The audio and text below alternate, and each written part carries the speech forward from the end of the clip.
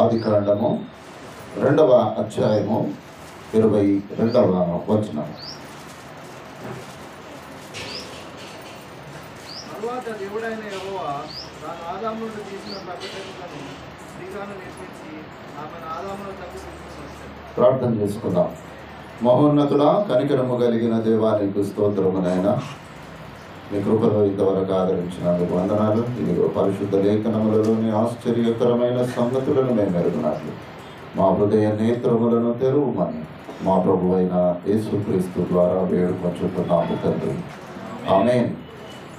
క్రీస్తునందు ప్రియులారా, దేవుని మహాకృపను బట్టి, దేవుడిచ్చినటువంటి పరిశుద్ధ దినమును బట్టి దేవునికి వందనాలు చెల్లిస్తూ కూడి వచ్చిన మీ అందరికీ నీ పరిశుద్ధ దిన శుభములు తెలియచేస్తూ ఉంటున్నాను.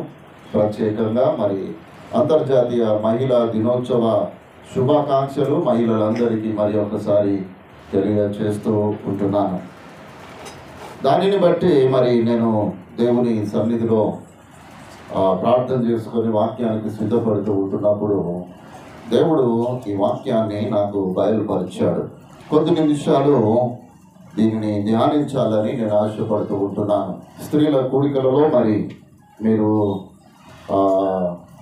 ఏం వాక్యాన్ని మీరు ధ్యానిస్తూ ఉంటున్నారో నాకైతే తెలియదు. కానీ ఈరోజు కొన్ని మాటలు పరిశుద్ధ లేఖనములలో ఉన్నటువంటి విషయాన్ని మరి నేను స్త్రీలకు జ్ఞాపకము చేయాలని ఆశపడుతూ ఉంటున్నాను.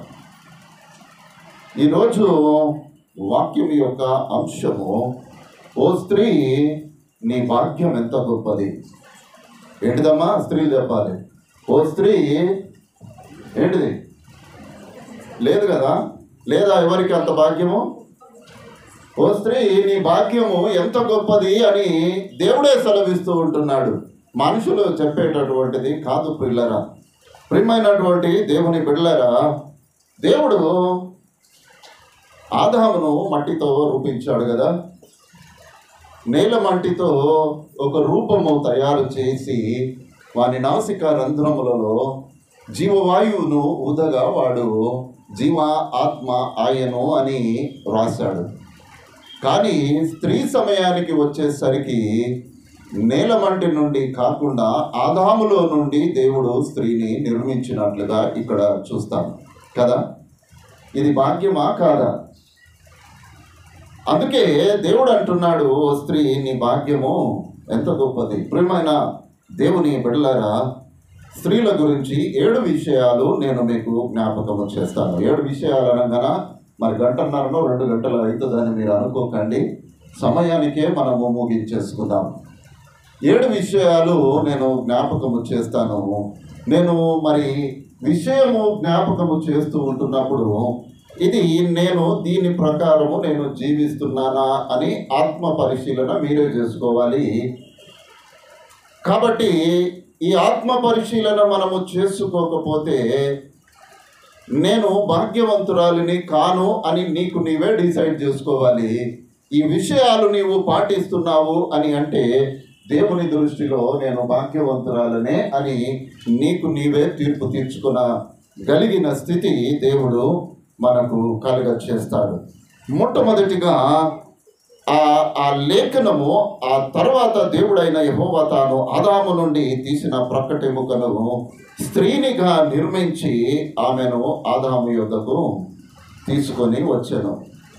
ఆదాము యొద్దకు తీసుకొని వచ్చేదాకా బాగానే ఉంది. దేవుడిచ్చినటువంటి ఆజ్ఞలను పాటించడానికి మాత్రము మీరిరువురు ఏకీభవించినటువంటి వారే. ఆదాము ఏమి చక్కనైనటువంటి వాడు అని చెప్పడానికి వీలు లేదు పిల్లరా. ఎందుకొరకనగా దేవుడు ఆదాము యొద్దకు తీసుకొని వచ్చినప్పుడు నరులో నుండి తీయబడినది కాబట్టి నారి అని అనబడును అని ఒక చక్కని పేరు పెట్టుకొని పక్కన పెట్టుకున్నాడు. ఈ పక్కన పెట్టుకున్నటువంటి ఈ పక్కటెముక ఏమైంది? ఆఖరికి పక్కలో బల్లెమైపోయింది. ప్రియమైనటువంటి దేవుని బిడ్డలారా, మనము ఆ విధంగా ఉండకూడదు అని దేవుడు మనతో మాట్లాడుతూ ఉంటున్నాడు. మొట్టమొదటిగా జ్ఞానము కలిగినటువంటి స్త్రీలు. జ్ఞానము కలిగిన స్త్రీలు అనగానే మనకు సామెతల గ్రంథము గుర్తొస్తుంది కదా. ఏం గుర్తొస్తుంది? జ్ఞానవంతురాలు తన ఇల్లు కట్టును, 3 రాలు తన చేతులతో తన ఇల్లును ఊడబెరుకుకొనును అనే విషయము దేవుడు జ్ఞాపకము చేస్తూ ఉంటున్నాడు. ప్రియమైనటువంటి దేవుని బిడ్డలారా, జ్ఞానము కలిగినటువంటి స్త్రీ తన ఇల్లు కట్టును అని అంటే ఇటుకలతో పేర్చినటువంటి ఇల్లు కాదు ప్రియులరా, లేకపోతే లోక సంబంధమైనటువంటి ఇల్లు కానే కాదు. ఒక జ్ఞానము కలిగిన స్త్రీ, ఒక పరిశుద్ధ స్త్రీ, ఒక ప్రార్థన కలిగినటువంటి స్త్రీ తన గృహము, తన భర్త, తన ఇల్లు, వారి వ్యవహార శైలి, వారి ప్రార్థన జీవితము, వారి విశ్వాస జీవితాన్ని ఎల్లప్పుడూ సరిచూసుకుంటూ ఆ దాని యందు తాను కూడా సంతోషిస్తూ ముందుకు సాగేటటువంటిదే జ్ఞానము కదా. జ్ఞానమునకు బైబిల్ గ్రంథములో నిర్వచనము ఏమిటి అనగా భక్తి అనేటటువంటిది నిర్వచనము. కాబట్టి ఈ జ్ఞానము కలిగిన స్త్రీ, లేకపోతే భక్తి కలిగినటువంటి స్త్రీ తన గృహాన్ని, తన కుటుంబాన్ని జాగ్రత్తగా చూసుకుంటూ ముందుకు కొనసాగుతూ ఉంటుంది. తాను ముందుండి నడిపించేటటువంటిదిగా ఉంటుంది అనేటటువంటి విషయము దేవుడు మనకు జ్ఞాపకము చేస్తూ ఉంటున్నాడు. రెండవదిగా దేవుడు ఇచ్చినటువంటి గొప్ప ఆశీర్వాదము ఏమిటి అనగా గృహమును, విత్తమును, పితరులిచ్చిన స్వాస్థ్యమును సుబుద్ధి గల భార్య యెహోవా యొక్క దానము అని అక్కడ చెప్పబడుతున్నట్లుగా చూస్తూ ఉంటున్నాము. మొట్టమొదటిగా స్త్రీకి ఉండవలసినటువంటి లక్షణము జ్ఞానము, భక్తి అయితే రెండవది సుబుద్ధి అనేటటువంటి విషయాన్ని దేవుడు జ్ఞాపకము చేస్తూ ఉంటున్నాడు. ఎందుకనగా ఈ సుబుద్ధి కలిగినటువంటి స్త్రీ దేవుని చేత కుటుంబములో పంపించబడినటువంటిది అనేటటువంటి విషయము ఇక్కడ జ్ఞాపకము చేస్తూ ఉంటున్నాము. ఇప్పుడు ఈ మాట మనము మాట్లాడుతూ ఉంటున్నప్పుడు పురుషులకు ఒక ఆలోచన వచ్చి ఉండవచ్చును, ఎక్కడిదయ్యా మా కుటుంబంలో ఇటువంటిది లేదు అని అనుకుంటున్నారేమో. ప్రియమైన దేవుని బిడ్డలారా, అటువంటి స్థితి నీ కుటుంబంలో లేకపోతే నీదే తప్పు, నీవు మోకాళ్ళుండి ప్రార్థన చేయడం లేదు. కాబట్టి దేవుడు ఒక సుబుద్ధి గల భార్యను నీకు ఇచ్చాడు అని అంటే అది దేవుని చేత నీ కుటుంబము ఆశీర్వదింపబడినటువంటిది అనేటటువంటి విషయము ఇక్కడ జ్ఞాపకము చేయబడుతూ ఉంటున్నాము. మూడవదిగా నిర్గమకాండము 35వ అధ్యాయము 25, 26 వచనాలను ఒకసారి చదువుకుందాం. ఏ స్త్రీలు జ్ఞాన హృదయము గలవారై ప్రేరేపింపబడిందో వారందరూ మేక వెంట్రుకలను వడికిరి. మరియు వివేక హృదయము గల స్త్రీలందరూ తాను చేతులతో వడికి తాము వడికిన నీల ధూమ్ర రక్తవర్ణములు గల నూలును, సన్నని నూలును తెచ్చిరి. ఏ స్త్రీలు జ్ఞాన హృదయము గలవారై ప్రేరేపింపబడిరో వారందరూ మేక వెంట్రుకలను వడికిరి అని అక్కడ చెప్పబడుతూ ఉంటుంది. ఇక్కడ మోషే దేవునితో 40 దినములు సహవాసము చేసి ఆయన కొండ దిగి వచ్చినప్పుడు ఆయన ముఖమును చూడడానికి ప్రజలు భయపడినారు. ఆ తర్వాత దేవుని యొక్క ఆజ్ఞను నెరవేర్చడానికి మీరు ఏదైతే ప్రేరేపించబడతారో అది దేవునికి తీసుకొని రండి అని చెప్తాడు. మీరు ఇంటికి వెళ్ళినాక ఆ 35వ అధ్యాయము నిర్గమకాండాన్ని మీరు చదవండి. అనేకమైనటువంటి వస్తు సామాగ్రి గురించి అక్కడ వ్రాయబడుతుంది. అయితే ఇక్కడ మనము జ్ఞాపకము చేసుకుంటున్నటువంటి విషయము ఏమిటి అనగా అనేకులు అనేక విషయాలలో అనేకమైనటువంటి వాటిని సమకూర్చారు. కానీ జ్ఞానము కలిగిన, వివేకము కలిగినటువంటి స్త్రీలు కదా, మా దగ్గర ఏముందయ్యా, మా చేతిలో ఏముంది, మా ఆయన నాకు 5 పైసలు ఇయ్యడు, మేమేం చేయాలి అనేటటువంటి వారు చాలా మంది ఉన్నారు. కానీ దేవుడు అంటున్నాడు, నీవు వివేకము కలిగి ఉన్నావా, నీవు జ్ఞానవంతురాలైనటువంటి స్త్రీగా నీవు ఉన్నావా, ఆ రోజుల్లో వారికి ఏదైతే ఈజీగా దొరుకుతూ ఉంటుందో దానిని ఆనాటి స్త్రీలు దేవుని మందిరానికి తీసుకొని వచ్చి దేవుని పనిని చేయడానికి వారు ముందుకు వచ్చినట్లుగా చూస్తాము. ప్రియమైన దేవుని బిడ్డలారా, అందుకోసమని మొట్టమొదటిగా జ్ఞానము కలిగిన స్త్రీలుగా ఈ సంఘము ఉండాలి, సంఘ స్త్రీలు ఉండాలి అనేటటువంటి విషయాన్ని దేవుడు జ్ఞాపకము చేస్తూ ఉంటున్నాడు. రెండవదిగా సహనము కలిగిన స్త్రీలు. మొట్టమొదటిది జ్ఞానము కలిగిన స్త్రీలు, రెండవది సహనము కలిగినటువంటి స్త్రీలు. లూకా సువార్త 2వ అధ్యాయము 36, 37 వచనాలను చదువుకుందాం.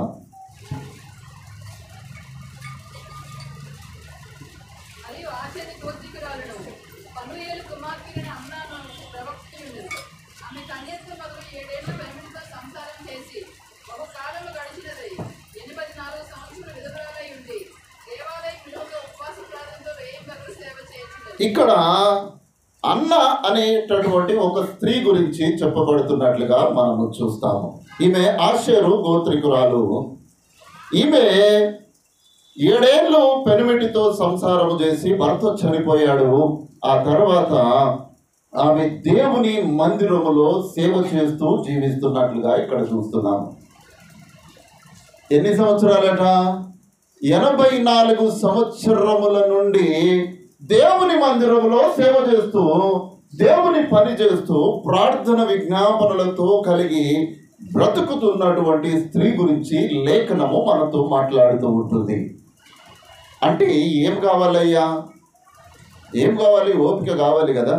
దేవుని సన్నిధిలో నిలవబడాలి, దేవుని పని చేయాలి, ఆయన సన్నిధిలో అనేకుల కొరకు ప్రార్థించాలి, వచ్చిపోయే వారికి సహాయము చేయాలి అనేటటువంటి ఆశ కలిగి సహనము కలిగినటువంటి ఈ స్త్రీ అన్న అనేటటువంటి విషయము ఇక్కడ మనకు జ్ఞాపకము చేయబడుతూ ఉంటున్నాము. ప్రియులారా, 84 సంవత్సరములు అనగా మరణము తనకు కలుగుతూ ఉంటుంది. వస్తుందో రాదో ఏదో సంగతి ఆమె ఆలోచన చేయడం లేదు, కానీ దేవుని యందు భయభక్తులు కలిగి సహనముతో ఓపికతో కనిపెట్టుకొనుచు దేవుని యొక్క మందిరములో తన పరిచర్యను కొనసాగిస్తూ తన సహనాన్ని దేవుని ఎదుట కనపరిచినటువంటి స్త్రీగా ఈ అన్న అనేటటువంటి స్త్రీ మనకు కనబడుతూ ఉంటుంది. ప్రియులారా, ఈ ఉదయ కాలము మన కుటుంబాల్లో ఎంత సహనము కలిగినటువంటి స్త్రీలు ఉన్నారు, మన సంఘములో ఎంత సహనము కలిగిన స్త్రీలు ఉన్నారు అనేటటువంటి విషయాన్ని మరి ఎవరికి వారే జ్ఞాపకము చేసుకోవాలని నేను ఆశపడుతూ ఉంటున్నాను. ఎందుకొరకనగా మాటకు మాట ఇస్తే అది సహనము అనబడదు. ప్రియులారా, నీవు ఎప్పుడైతే నీ జీవితములలో సహనము ఓపిక నీవు కలిగి ఉంటావో, నీవు ఆశీర్వదింపబడిన దానముగా నీవు ఉంటావు. నీ కుటుంబాన్ని కట్టడానికి దేవుడు నీకు జ్ఞానమును కలుగజేసేటటువంటి స్త్రీగా నీవు ఉంటావు అనేటటువంటి విషయము జ్ఞాపకము చేయబడుతూ ఉంటున్నాము. ఏ స్త్రీకైతే సహనం ఉంటుందో ఆ స్త్రీ కుటుంబానికి వెన్నుముక అయి ఉంటుంది అనేటటువంటి విషయము కూడా జ్ఞాపకము చేసుకోవాలి. ప్రియులారా, వెన్నుముక అని అంటే శరీరానికి ఆధారము, స్త్రీ కుటుంబానికి ఆధారము. ఈ ఆధారము సరి అయినటువంటిదిగా లేకపోతే ఆ కుటుంబము కూలిపోతుంది. ఈ శరీరము ఏ విధంగా అయితే కూలిపోతుందో ఆ కుటుంబము కూడా కూలిపోయేటటువంటిదిగానే ఉంటుంది అనేటటువంటి విషయము దేవుడు జ్ఞాపకము చేస్తూ ఉంటున్నాడు. సామెతల గ్రంథకర్త అంటాడు, గయ్యాలితో పెద్ద ఇంట నుండుట కంటే మిద్దె మీద ఒక మూల నివసించుట ఎంతట? ఎంతో మేలట, ఎంతో మేలట. ప్రియులారా, గయ్యాలితో పెద్ద ఇంట నివసించుట కంటే మూలకు పోయి పైకెక్కి ఎక్కడో ట్యాంక్ పక్కకో ఎక్కడో కూర్చొని అక్కడనే ఉంటే సరిపోతుందిరా నాయన అని దేవుడు మనతో మాట్లాడుతూ ఉంటున్నాడు. అటువంటి స్థితి మన సంఘ పురుషులకు లేదని నేను అనుకుంటున్నాను. ఒకవేళ ఆ పరిస్థితి కనుక ఉంటే ఈ రోజు నుండి ఆ పరిస్థితి మారాలి. ప్రియులారా, స్త్రీ సహనము కనపరిచేటటువంటిదిగా ఉండాలి. నీవు సహనము లేకపోతే నీ పురుషుడు మిద్దె మీద ఉంటాడు. లేకపోతే ప్రాణము విసిగించు జగడగొండితో కాపురము చేయుట కంటే అరణ్య భూమిలో నివసించడం మేలు అని దేవుని లేఖనము మాట్లాడుతూ ఉంటుంది. నీ పురుషుడు లోకం మీద తిరుగుతూ ఉంటున్నాడా? నీ పురుషుడు మిద్దె మీద నివసించడానికి ఇష్టపడుతుంటున్నాడా? నీ పురుషుడు నీ కుటుంబంతో నీ బిడ్డలతో సహవాసము చేయలేకుండా బయట ఉండాలని ఆశపడుతూ ఉంటున్నాడా? ఒకవేళ నీలో తప్పిదం ఏమైనా ఉన్నదేమో అని ఒక్కసారి ఆలోచన చెయ్యి. జ్ఞానము కలిగిన స్త్రీగా, సహనము కలిగిన స్త్రీగా, దేవునికి ఇష్టరాలైనటువంటి స్త్రీగా నీవు నివసించాలి అని దేవుడు ఆశపడుతూ ఈ ఉదయకాలము నిన్ను హెచ్చరిస్తున్నాడు అనేటటువంటి విషయము జ్ఞాపకము చేయబడుతూ ఉంటున్నాము. మూడవదిగా చురుకైనటువంటి స్త్రీలు. మొట్టమొదటిది బుద్ధి కలిగినటువంటి జ్ఞానము కలిగిన స్త్రీలు, రెండవదిగా సహనము కలిగిన స్త్రీలు, మూడవదిగా చురుకైనటువంటి స్త్రీలు.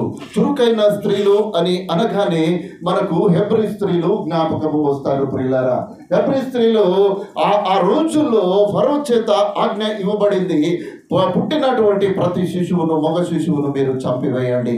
కానీ అక్కడ ఉన్నటువంటి హెబ్రీ స్త్రీలు ఆ రాజుతో చెప్పినటువంటి మాట, వారు చాలా చురుకైన వారు, చాలా చురుకైన వారు. మంత్రశాలలో వారి యొద్దకు వెళ్ళక మునిపే వారు కానుపు చేసుకొని తమ పిల్లలను పోషించుకుంటున్నారయ్యా అని ఆ ఫరోతో చెప్పిన విషయాన్ని జ్ఞాపకము చేసుకుంటున్నాము. ప్రియులారా, ప్రియమైన దేవుని బిడ్డలారా, ఈ బుద్ధి మాంద్యము కలిగినటువంటి, లేమి కలిగినటువంటి జీవితాన్ని మనము కలిగి ఉండవద్దు. స్త్రీ ఎప్పుడు చురుకైనటువంటిదిగా ఉండాలి, మంచి ఆలోచన కలిగినటువంటిదిగా ఉండాలి, తన కుటుంబాన్ని సరిదిద్దుకునేటటువంటిదిగా ఉండాలి, కుటుంబాన్ని నడిపించేటటువంటిదిగా ఉండాలి, కుటుంబానికి వెన్నెముకగా ఉండాలి, కుటుంబానికి ఆదరణ కలిగజేసేటటువంటిదిగా ఉండాలి. ఏ స్త్రీ అయితే చురుకైనదిగా ఉంటుందో ఆ కుటుంబము ఆశీర్వదింపబడినటువంటి కుటుంబముగా ఉంటుంది అనేటటువంటి విషయము దేవుడు జ్ఞాపకము చేస్తూ ఉంటున్నాడు. బైబిల్ గ్రంథంలో దెబోరా అనేటటువంటి ఒక స్త్రీ కనబడుతుంది. ఆమె న్యాయాధిపతుల కాలంలో ఆమె న్యాయాధిపతిగా దేవుడు నిర్ణయించుకున్నాడు. ఆ దెబోరా అనేటటువంటి స్త్రీ మరి ఆ రోజుల్లో న్యాయాధిపతిగా ఉన్నత స్థలములలో కూర్చొని సహనము కలిగిన స్త్రీగా అనేకులకు మేలుచ్చు కూర్చున్నటువంటిదిగా ఈ దెబోరా మనకు పరిశుద్ధ గ్రంథములో కనబడుతున్నట్లుగా మనము చూస్తాము. ప్రియమైనటువంటి దేవుని బిడ్డలారా, ఒక్కసారి దేవుడు అంటున్నాడు, ఓ స్త్రీ నీ భాగ్యము చాలా గొప్పదయ్యా అని అంటున్నాడు. ఆ భాగ్యవంతురాలుగా మనం ఈ లోకములో నివసిస్తూ ఉంటున్నామా? లేకపోతే కుటుంబములో మనల్ని మనమే చిచ్చు పెట్టుకొని మన కుటుంబాన్ని కూలగొట్టుకునేటటువంటి వారముగా మనము ఉంటున్నామా? ప్రియమైన దేవుని బిడ్డలారా, అనేక సందర్భాల్లో ఈనాటి రోజుల్లో, ఈ మధ్య కాలంలో యవనస్తులకు పెళ్లి అయినటువంటి వారు అనేకులు తమ విడిపోవడానికే ఇష్టపడుతూ ఉంటున్నారు. తమ సంసారమును కొనసాగించడానికి వారు ఇష్టము కొనసాగించలేకపోతుంటున్నారు. కారణం ఏంటిదో తెలుసా? వారిలో ఉన్నటువంటి భక్తి లేవి, వారిలో సహనము ఉండదు, వారిలో చురుకైనటువంటి స్థితి వారి జీవితములలో ఉండదు. కాబట్టి వారి ఆలోచన విధానము ఎప్పుడు కూడా లోక సంబంధమైనటువంటిదిగా ఉంటూ లోకముతో జీవించడానికి వారు ఆశపడుతూ కుటుంబాన్ని చిన్న భిన్నము చేసుకుంటూ ఉంటున్నారు. ప్రియమైన దేవుని బిడ్డలారా, మన సంఘములో ఉన్నటువంటి స్త్రీలు మాత్రము చురుకైనటువంటి వారుగా ఉండాలి, వారు దెబోరా వంటి వారుగా ఉండాలి, వారు అన్నా వలె ఉండాలి అనేటటువంటి విషయము జ్ఞాపకము చేస్తూ ఉంటున్నాడు. కాబట్టి ప్రియమైన దేవుని బిడ్డలారా, మనము హెబ్రీ స్త్రీల వలె, ఆనాటి ప్రజల వలె చురుకైనటువంటి ఆలోచన, చురుకైనటువంటి విధానము మనము కలిగి మనము కుటుంబములో ముందుకు కొనసాగాలి అని దేవుడు మరి ఉదయకాలము మన బిడ్డలను హెచ్చరిస్తూ ఉంటున్నాడు. 4వదిగా ప్రకటించేటటువంటి స్త్రీలు. ప్రియమైన దేవుని బిడ్డలారా, నేను ప్రతిసారి మీకు జ్ఞాపకము చేస్తూ ఉంటున్నాను, ఈ ప్రకటించే స్త్రీలు మనకు అవసరమై ఉన్నారు. ఈ ప్రకటించేటటువంటి స్త్రీలు లేకపోతే సువార్త ప్రకటన ఉండదు. ప్రియులారా, సువార్త ప్రకటన సేవకులది కదా, సువార్థికులది కదా, పరిచారకులది కదా. నాకెందుకు ఈ సువార్త ప్రకటన అని నీవు అనుకుంటున్నావేమో. ఈ రోజుల్లో పరిస్థితులు ఎట్లున్నాయో తెలుసా ప్రియులారా? ప్రకటన పక్కన పెడితే ముసలోళ్ళు అయినటువంటి వారిని తీసుకొని పోయి అనాథాశ్రయంలో పెట్టాలి. కుమారులు మాత్రం ఎక్కడ ఉండాలి? కుమారులు కుమార్తెలు అమెరికాలో, ఆస్ట్రేలియాలో ఉండాలి. తల్లిదండ్రులు వృద్ధాశ్రయంలో ఉండాలి. స్నేహితులు ఇక్కడ ఉండాలి. మనము ఎప్పుడు ఫేస్బుక్లో మనము ఉండడానికి మనము ఇష్టపడతాము. పలకరింపులన్నీ కూడా ఎక్కడ? వాట్సాప్లో. హలో, యారో బాగున్నావా, ఏం చేస్తున్నావు, అన్నం తిన్నావా, ఏం కూర చేసుకున్నావు, ఇవే వాట్సాప్ చాటింగులు. ప్రియమైన దేవుని బిడ్డలారా, ఇంకా బాధాకరమైన విషయం ఏమిటో తెలుసా? ఆడవాళ్ళు మగవాళ్ళందరూ పనికి పోగానే సీరియళ్ళు పెట్టుకొని టీవీలో ముందు ఉంటున్నారు. పిల్లలందరూ నేను టీవీ చూస్తున్నాను కదా అని ముఖాన్ని ఒక ఫోన్ పడేస్తే వాడు పోయి బెడ్రూమ్లో పెట్టుకొని ఒక ఫోన్ చూసుకుంటూ వాడు బ్రతుకుతూ ఉంటున్నాడు. తల్లిదండ్రులు వృద్ధాశ్రమంలో ఉండాలి, పిల్లలేమో అమెరికాలో ఉండాలి, మా స్నేహితులతో మనమేమో ఫేస్బుక్లో ఉండాలి, ఆడవాళ్ళందరూ టీవీలో ముందు ఉండాలి, పిల్లలందరూ ఫోన్ల ముందట ఉండాలి. మరి పెద్దలు మగవాళ్ళు ఎక్కడ ఉండాలయ్యా? వానికి తప్పదు కాబట్టి వాడు పనిలో ఉండాలి. మరి మనము ఏం చేస్తూ ఉంటున్నాము? మన జీవిత విధానములో మన స్థితి ఏమిటి? మన ప్రార్థన ఎప్పుడు పెట్టారు? ప్రియమైన దేవుని బిడ్డలారా, ప్రియమైన దేవుని బిడ్డలారా, ఎప్పుడు ప్రకటించే స్త్రీలుగా మన సంఘ స్త్రీలు ఎంచబడతారు. ప్రకటించే స్త్రీలు. కీర్తనకారుడు 68:11 అంటాడు, ప్రభువు ఈ మాట సెలవించుచున్నాడు. ఏం సెలవిస్తున్నాడయ్యా?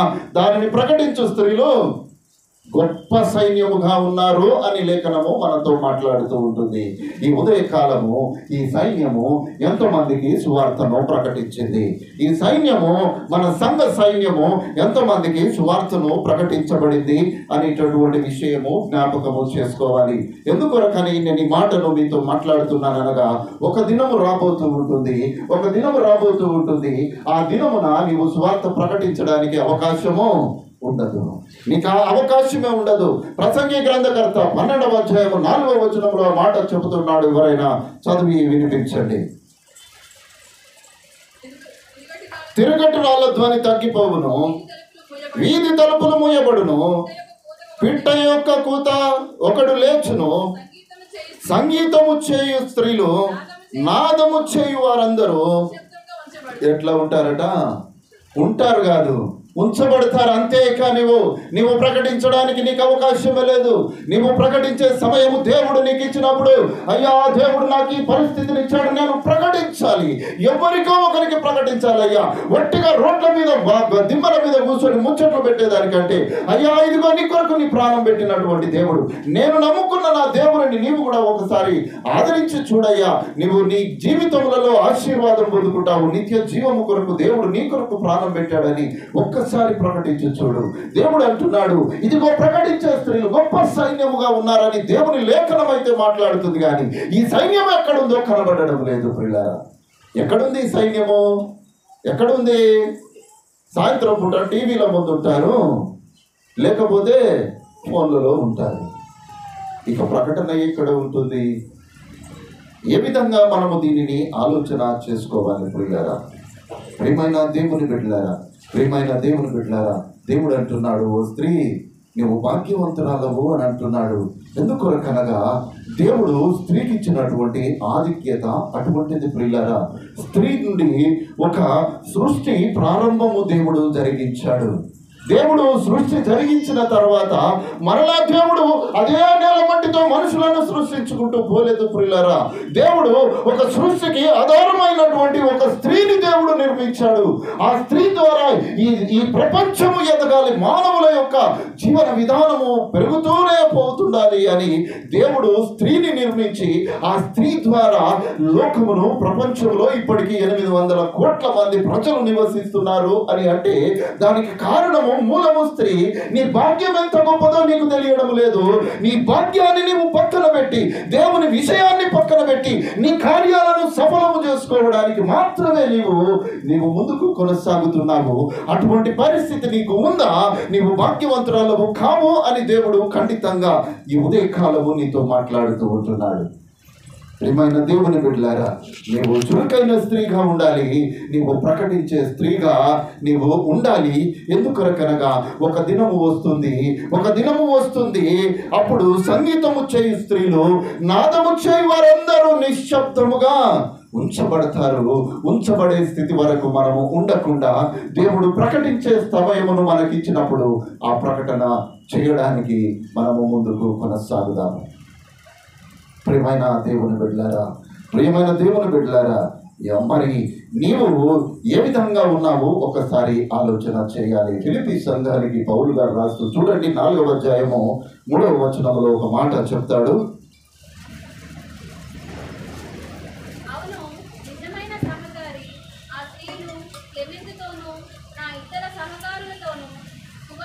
సువార్త పనిలో నాతో కూడా ప్రయాసపడిన వారు గనక వారికి సహాయము చేయమని నేను వేడుకొనుచున్నాను. ఆ సహకారుల పేర్లు జీవ గ్రంథమందు వ్రాయబడి ఉన్నవి. ప్రియమైన దేవుని బిడ్డలారా, ఆ పైన 2వ వచనము మనము చదువుకుంటే 2వ వచనంలో అంటాడు, అక్కడ 2 స్త్రీల పేర్లు రాస్తున్నాడు. యువదియాను, సుంటుకేను అనేటటువంటి 2 పేర్లు రాస్తూ, ఆ మాట మనము జాగ్రత్తగా ఆలోచిస్తే అక్కడ ఏమై రాసి ఉంటుంది అని అంటే, వారు ఏక మనస్సు గలవారుగా లేరు అనేటటువంటి విషయాన్ని జ్ఞాపకం. అదొక మాట చదవండి, 2వ వచనము. ప్రభువునందు ఏక మనస్సు గలవారై ఉండుడని యువతియను సుంటుకేను బతిమాలు కొలుచున్నాను. అంటే ఎవరయ్యా ఈ స్త్రీలు? వీరు ఏక మనస్సు కలిగిన వారుగా లేరు. వారిలో ఏదో ఒక విరోధ భావము వారిలో ఉంది. వారు సంఘానికి వ్యతిరేకంగా ఉన్నారో, లేకపోతే వారి ఆలోచన విధానం వ్యతిరేకంగా ఉందో, లేకపోతే దేని గురించి అయినా వ్యతిరేకంగా మాట్లాడుతున్నారో, లేకపోతే చెప్పుడు మాటలు కలిగిన స్త్రీలుగా వారు ఉన్నారో తెలియదు ప్రియులారా. అందుకోసం అంటాడు, వారిని బతిమాలు కొనుచున్నానయ్యా.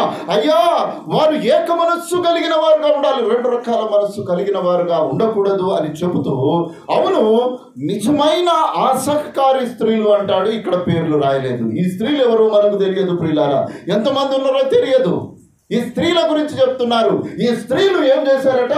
క్లెమెంట్తో కూడా సహకారము దేవుని పనిలో పనిచేసిన వారు గనక వీరి పేర్లు జీవ గ్రంథమందు వ్రాయబడి ఉన్నవి అని అంటాడు. ఎవరికి సహకారులు ఉండాలయ్యా? సంఘానికి సహకారులుగా ఉండాలి. ప్రియమైన దేవుని బిడ్డలారా, వీరి పేర్లు జీవ గ్రంథమందు ముందే దేవుడు రాసి పెట్టాడట. నీ పేరు, నా పేరు జీవ గ్రంథములో ఉందా? ఒక్కసారి మన ఆత్మ విమర్శ చేసుకోవలసినటువంటి వారముగా మనము ఉంటున్నాము. లేకపోతే యువతియను సుట్టుకేను వంటి వారముగా ఏక మనస్సు లేనటువంటి స్త్రీగా ఒకవేళ నీవు ఉన్నావేమో ఒక్కసారి జ్ఞాపకం చేసుకోవాలని దేవుడు హెచ్చరిస్తూ ఉంటున్నాడు.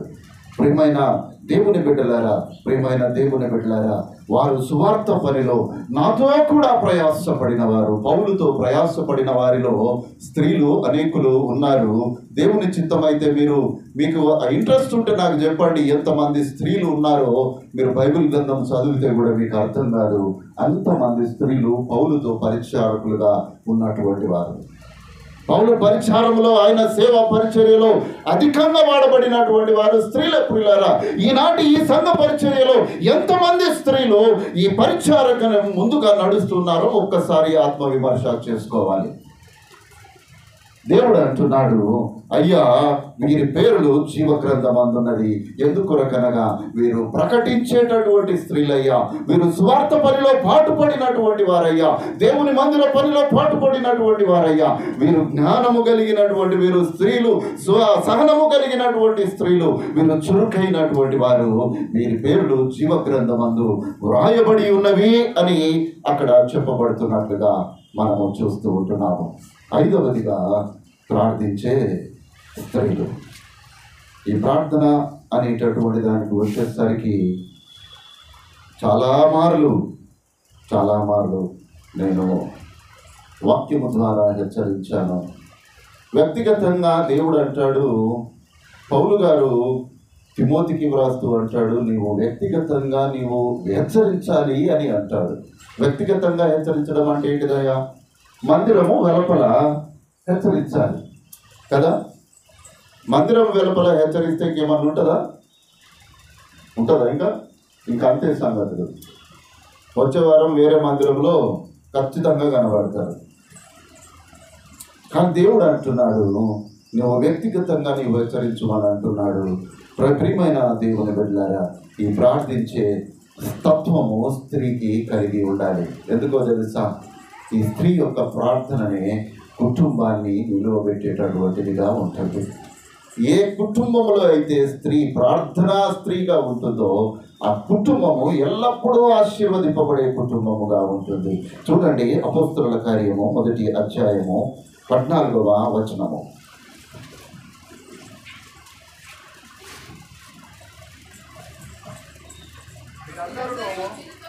వీరందరూ వీరితో కూడా కొందరు స్త్రీలు యేసు తల్లి అయిన మరియయు ఆయన సహోదరులను ఏక మనస్సుతో ఎడతెగక ప్రార్థన చేయించుండేది.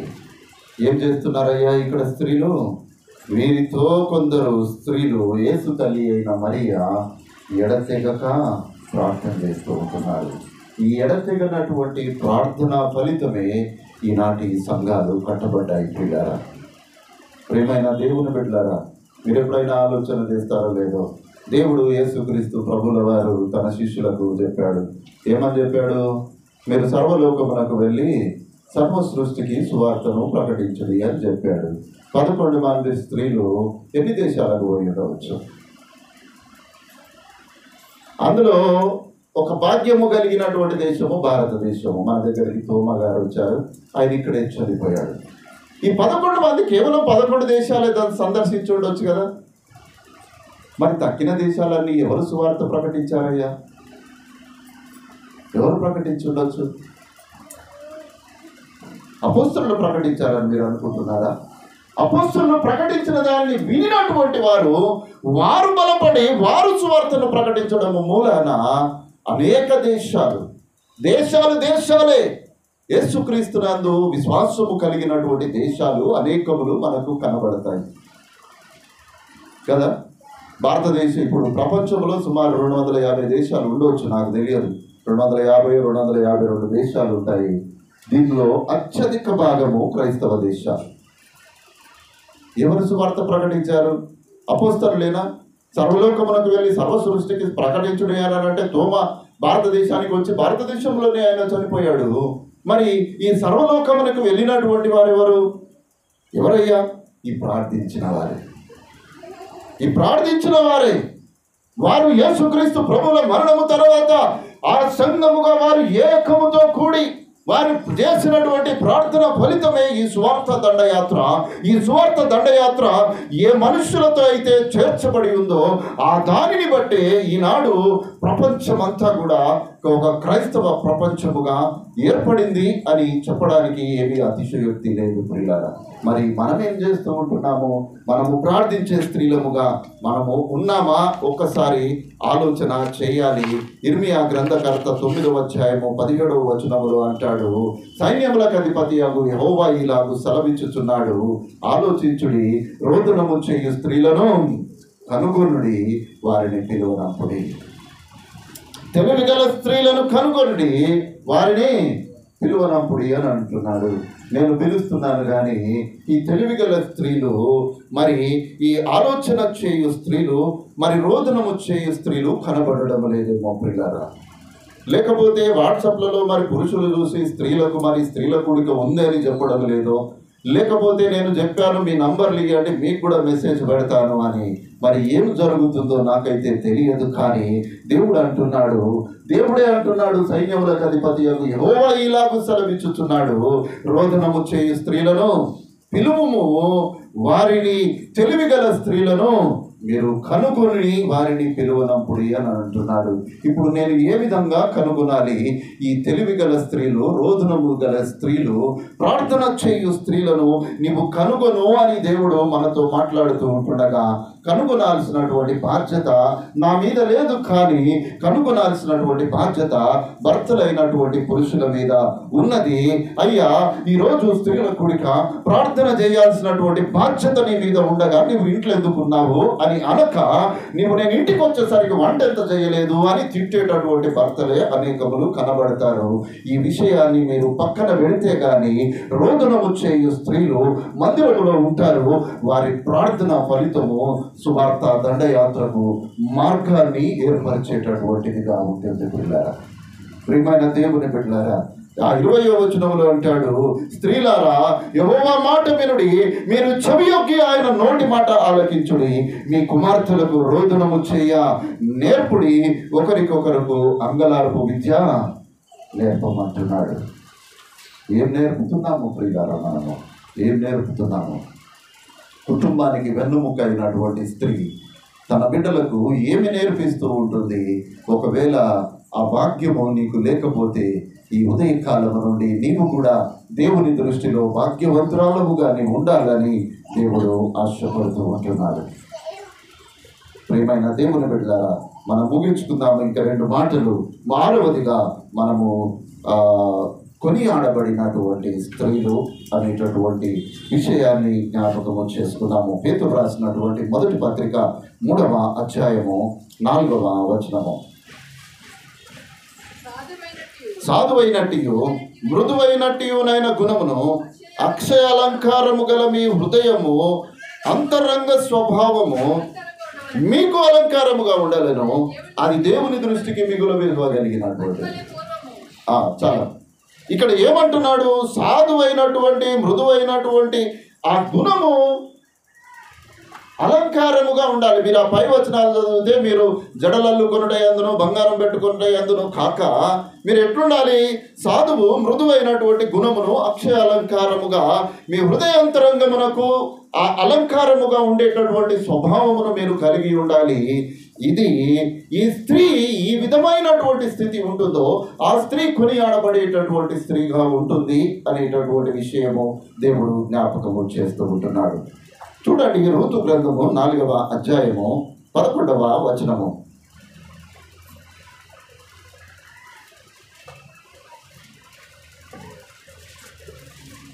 రూతు గ్రంథము 4వ అధ్యాయం 11వ వచనం.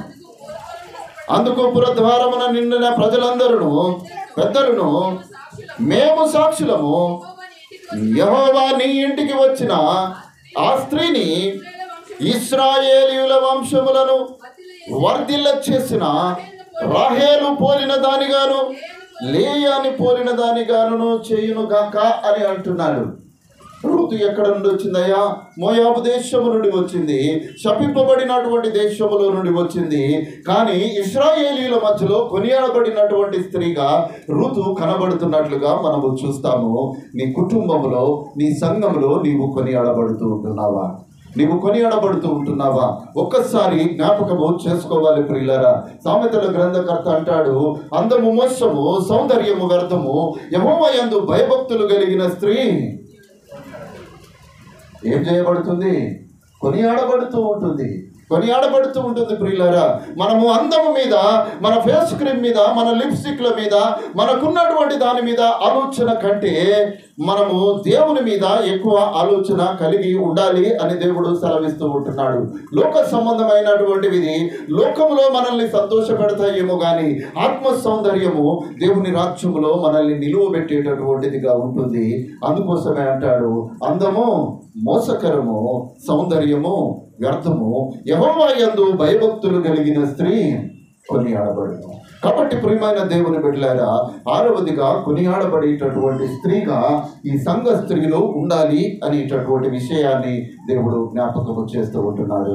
ముగింపుగా 7వదిగా భాగ్యవంతురాలైనటువంటి స్త్రీ అనేటటువంటి మాట జ్ఞాపకము చేసుకొని మనం ముగించుకుందాము. సామెతల గ్రంథము 31వ అధ్యాయము 28, 29 వచనాలు. ఆమె కుమారులు లేచి ఆమెను ధన్యురాలందరూ, చాలా మంది కుమార్తెలు పతివ్రత ధర్మమును అనుసరించి ఉన్నారు కానీ వారందరిని మించిన దానవు అని ఆమె పెనిమిటి ఆమెను పొగడును.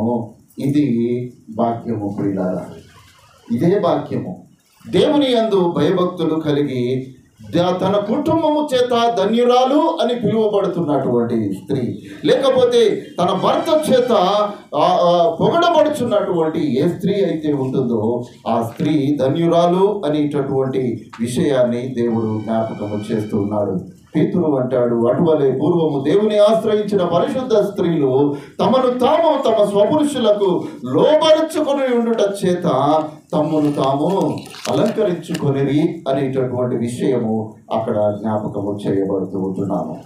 ప్రియమైన దేవుని బిడ్డలారా, ఆదికాండము 30వ అధ్యాయము 13వ వచనము.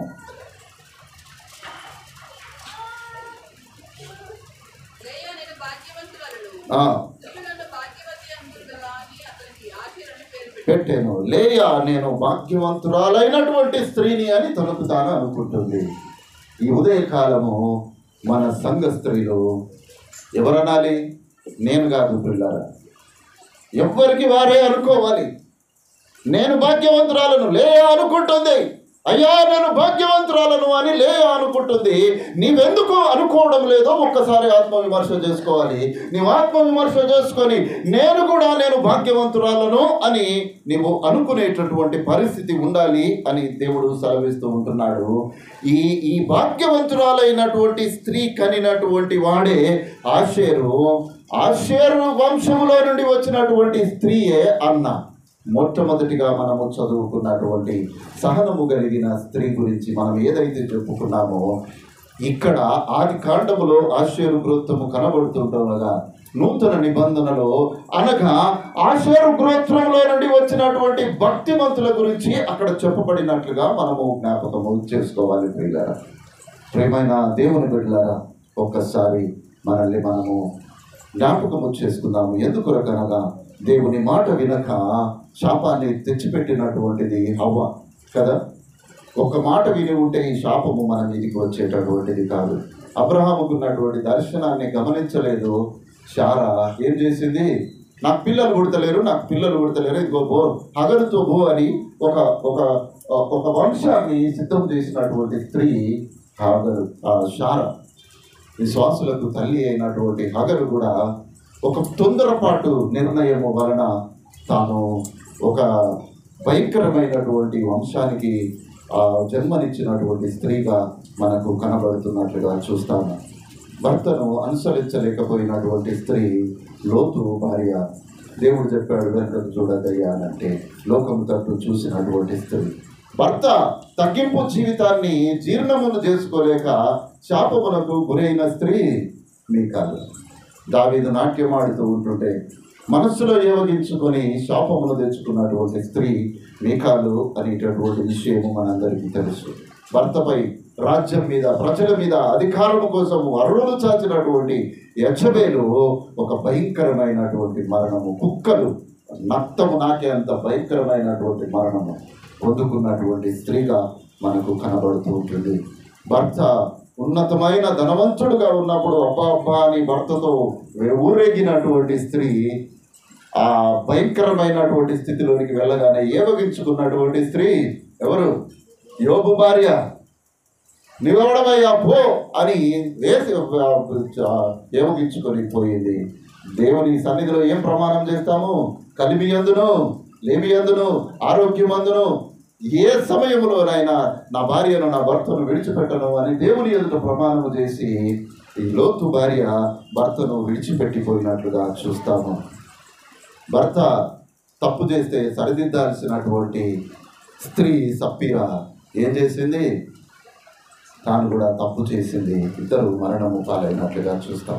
ప్రియమైన దేవుని బిడ్డలారా, మనము ఆ విధంగా ఉండకూడదు అనేటటువంటి విషయాన్ని దేవుడు ఈ ఉదయకాలము మనకు జ్ఞాపకము చేస్తూ ఉంటున్నాడు. ఒక్కసారి మనల్ని మనము జ్ఞాపకము చేసుకుందాము. మనము భాగ్యము వంతురాలమైనటువంటి వారముగా ఉండాలి. మనము జ్ఞానము కలిగిన స్త్రీలుగా, సహనము కలిగిన స్త్రీలుగా, చురుకైన స్త్రీలుగా, ప్రకటించే స్త్రీలుగా, ప్రార్థించే స్త్రీలుగా, కొనియాడబడే స్త్రీలుగా, భాగ్యవంతురాలైనటువంటి స్త్రీలుగా సంఘంలో మీరు ఉండాలి అని దేవుడు ఆశపడుతూ ఉంటున్నాడు. అటువంటి గొప్ప కృపా జ్ఞానము దేవుడు ఈ ఉదయకాలంలో మీ అందరికీ దయచేయును గాక. ఆమేన్.